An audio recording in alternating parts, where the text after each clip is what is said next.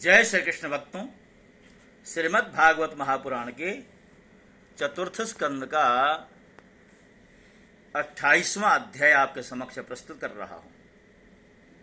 इसमें पुरंजन का ही उपाख्यान चल रहा है। भय नामक यवन राज की आज्ञाकारी सैनिक प्रज्वार और काल कन्या के साथ इस पृथ्वी तल पर सर्वत्र विचरने लगे। एक बार उन्होंने बड़े वेग से बूढ़े सांप से सुरक्षित और संसार की सब प्रकार की सुख सामग्री से संपन्न पुरंजनपुरी को घेर लिया। अर्थात तो पुरंजन की जो पुरी है ना, उसको घेर लिया, जिसकी चंगुल में फंसकर पुरुष शीघ्र ही निस्सार हो जाता है। वह काल कन्या बलात् उस पुरी की प्रजा को भोगने लगी। उस समय वे यवन भी काल कन्या के द्वारा भोगी जाती हुई उस पुरी में चारों ओर से भिन्न भिन्न द्वारों से घुसकर उसका विध्वंस करने लगे। पुरी के इस प्रकार पीड़ित किए जाने पर उसके स्वामित्व का अभिमान रखने वाला तथा ममताग्रस्त बहुकुटुंब राजा पुरंजन को भी नाना प्रकार के क्लेश सताने लगे। काल कन्या के आलिंगन करने से उसकी सारी स्त्री नष्ट हो गई। काल कन्या यानी जरा, और जरा यानी बुढ़ापा। जब बुढ़ापा किसी को घेर ले तो उसके चेहरे की कांति गायब हो जाती है, शरीर में जीर्णता आ जाती है। अत्यंत विषयासक्त होने के कारण बहुत दीन हो गया। उसकी विवेकशील शक्ति नष्ट हो गई। गंधर्व और यवनों ने उसका सारा ऐश्वर्य लूट लिया।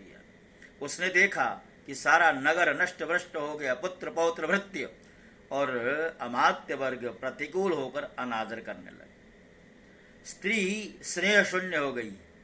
यानी जैसा पहले था, जैसे जैसे बूढ़ापा आता जाता है तो व्यक्ति का जीवन ऐसा ही तो होता है। मेरी देह को काल कन्या ने वश में कर रखा है और पांचाल देश शत्रुओं के हाथ में पड़कर भ्रष्ट हो गया है। यह सब देखकर राजा पुरंजन अपार चिंता में डूब गया और उसे उस विपत्ति से छुटकारा पाने का कोई उपाय न दिखाई दिया। काल कन्या ने जिस नगर को निस्सार कर दिया, उन्हीं भोगों की लालसा से वह दीन था।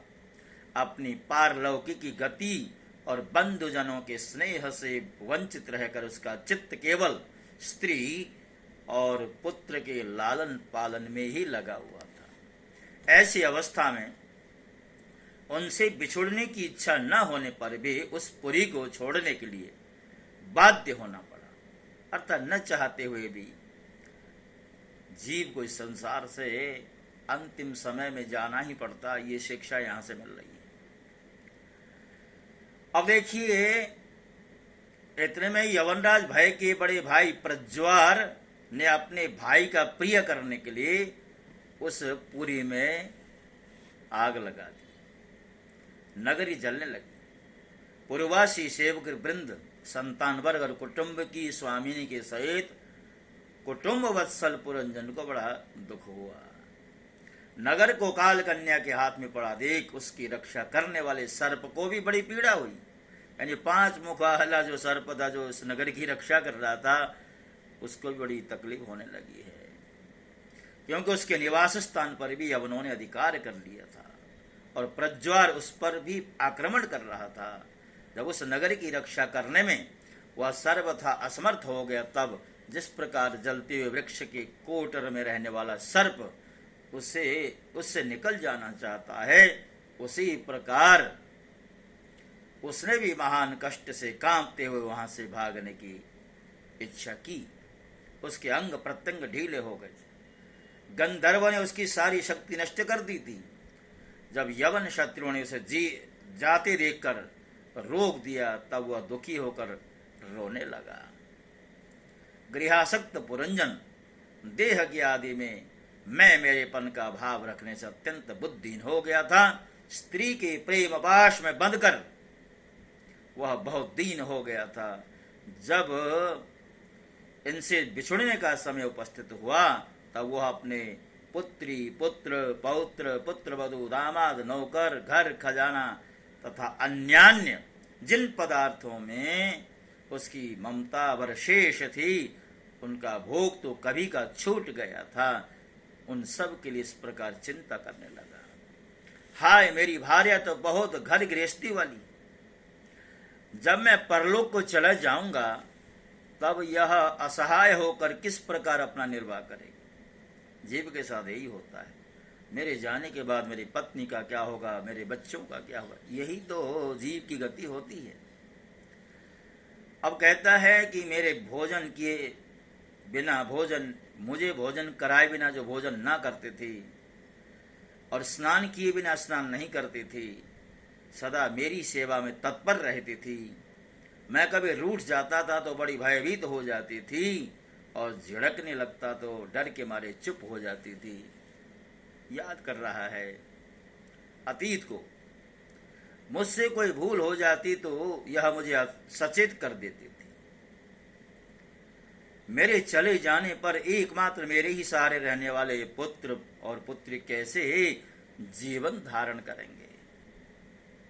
यद्यपि ज्ञान दृष्टि से उसे शोक करना उचित न था, फिर भी अज्ञानवश राजा पुरंजन इस प्रकार दीन बुद्धि से अपने स्त्री पुत्र आदि के लिए शोकाकुल हो रहा था। जब यवन लोग उसे पशु के समान बांधकर अपने स्थान को ले चले, तब उसके अनुचरगण अत्यंत आतुर और शोकाकुल होकर उसके साथ हो लिए। यवनों द्वारा रोका हुआ सर्प भी उस पुरी को छोड़कर इन सब के साथ ही चल दिया। उसके जाते ही सारा नगर छिन्न भिन्न होकर अपने कारण में लीन हो गया।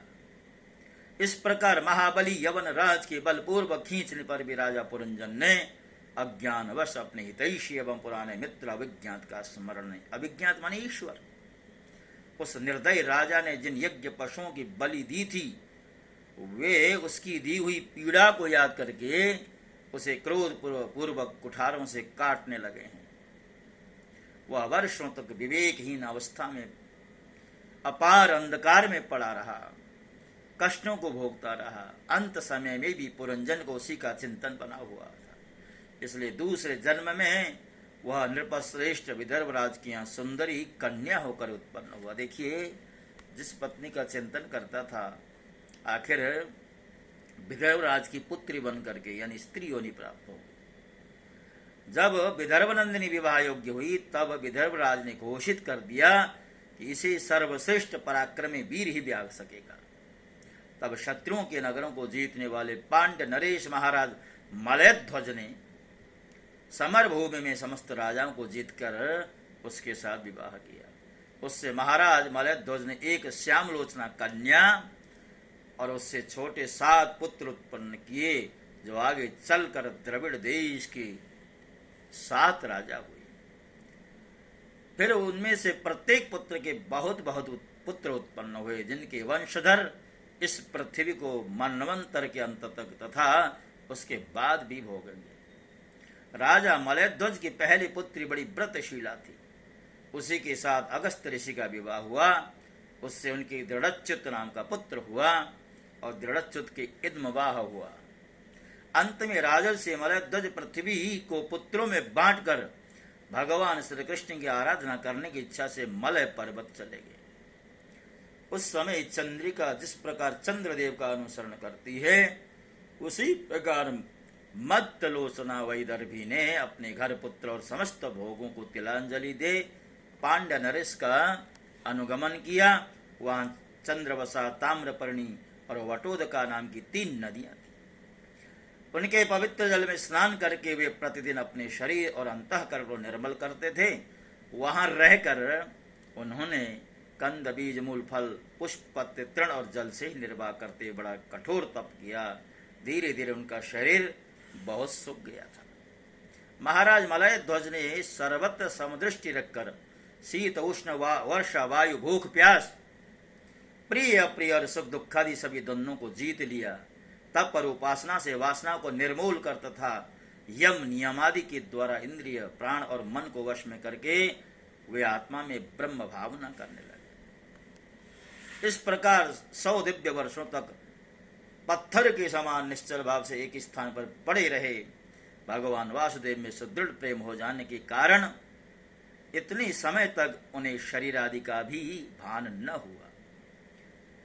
राजन, गुरु स्वरूप साक्षात श्री हरि के उपदेश किए हुए तथा अपने अंतःकरण में सब और स्फुरित होने वाले विशुद्ध विज्ञान देव से उन्होंने देखा कि अंतःकरण की वृत्ति का प्रकाशक आत्मा स्वप्नावस्था की भांति देहादि समस्त उपाधियों में व्याप्त तथा उनसे पृथक भी है, ऐसा अनुभव करके वे सब ओर से उदासीन हो गए। फिर अपनी आत्मा को परब्रह्म में और परब्रह्म को आत्मा में अभिन्न रूप से देखा और अंत में इस अभेद चिंतन को भी त्याग कर सर्वथा शांत हो गए। राजन, इस समय पति परायण वैदर्भी सब प्रकार के भोगों को त्याग कर अपने परम धर्मज्ञ पति मलयध्वज की सेवा बड़े प्रेम से करती थीं। वह चीर वस्त्र धारण किए रहती। व्रत उपासनादि के कारण उसका शरीर अत्यंत कृश हो गया था और सिर के बाल आपस में उलझ जाने के कारण उसमें लटें पड़ गई। उस समय अपने पतिदेव के पास वह अंगार भाव को प्राप्त धूम रहित अग्नि के समीप अग्नि की शांत शिखा के समान सुशोभित हो रही थी। उसके पति परलोकवासी हो चुके थे, परंतु पूर्ववत स्थिर आसन में विराजमान थे। इस रहस्य को न जानने के कारण वह उनके पास जाकर उनकी पूर्ववत सेवा करने लगी। चरण सेवा करते समय जब उसे अपने पति के चरणों में गर्मी बिल्कुल नहीं मालूम हुई, तब तो वह झुंड से बिछुड़ी हुई मृगी के समान चित्त में अत्यंत व्याकुल होने लगी। उस बिहड़ वन में अपने को अकेली और दीन अवस्था में देखकर वह बड़ी शोकाकुल हुई और आंसुओं की धारा से स्तनों को भिगोती हुई बड़े जोर से रोने लगी। वह बोली, राजर से उठिए उठिए, समुद्र से घिरी हुई यह वसुंधरा लुटेरों और अधार्मिक राजाओं से भयभीत हो रही है, आप इसकी रक्षा कीजिए। पति के साथ वन में गई हुई वह अबला इस प्रकार विलाप करती पति के चरणों में गिर गई और रो रो कर आंसू बहाने लगी। लकड़ियों की चिता बनाकर उसने उस पर पति का शव रखा और अग्नि लगाकर विलाप करते करते स्वयं सती होने का निश्चय किया। राजन, इसी समय उसका कोई पुराना मित्र, एक आत्मज्ञानी ब्राह्मण वहां आया। उसने उस रोती हुई अबला को मधुर वाणी से समझाते हुए कहा। ब्राह्मण ने कहा, तू कौन है, किसकी पुत्री है और जिसके लिए तू शोक कर रही, वह सोया हुआ पुरुष कौन है? क्या तुम मुझे नहीं जानती? मैं वही तेरा मित्र हूं जिसके साथ तू पहले विचरा करते थी। सखे, क्या तुम्हें अपनी याद आती है? किसी समय मैं तुम्हारा अविज्ञात नाम का सखा था। तुम पृथ्वी की भोग भोगने के लिए निवास स्थान की खोज में मुझे छोड़कर चले गए थे। आर्य, पहले मैं और तुम एक दूसरे के मित्र एवं मानस निवासी हंस थे। हम दोनों सहस्रों वर्षों तक बिना किसी निवास स्थान के ही रहे, किंतु मित्र, तुम विषय भोगों की इच्छा से मुझे छोड़कर यहाँ पृथ्वी पर चले आए। यहाँ घूमते घूमते तुमने एक स्त्री का रचा हुआ स्थान देखा। उसमें 5 बगीचे, 9 दरवाजे, 1 द्वारपाल, 3 परकोटे, 6 वैश्य कुल और 5 बाजार थे। वह 5 उपादान कारणों से बना हुआ था और उसकी स्वामिनी एक स्त्री थी। महाराज, इंद्रियों के 5 विषय उसके बगीचे थे। 9 इंद्रिय छिद्र द्वार थे। तेज, जल और अन्न 3 परकोटे थे। मन और 5 ज्ञानेन्द्रियां, 6 वैश्य कुल थे। क्रिया शक्ति रूप कर्मेंद्रियां ही बाजार थी।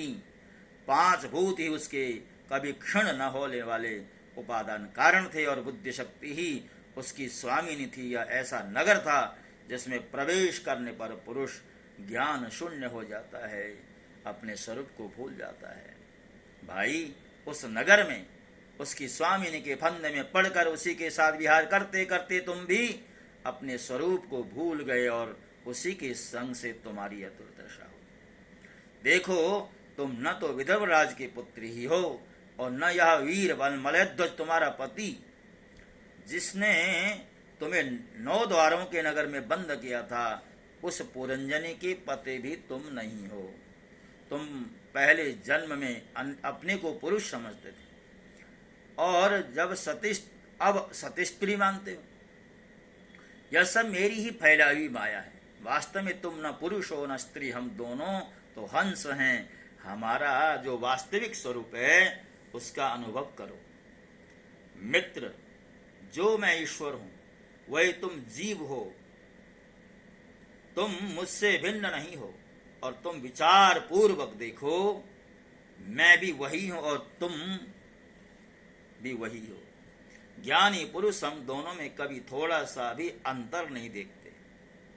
जैसे एक पुरुष अपने शरीर की परछाई को शीशे में और किसी व्यक्ति के नेत्र में भिन्न भिन्न रूप से देखता है, वैसे ही एक ही आत्मा विद्या और अविद्या की उपाधि के भेद से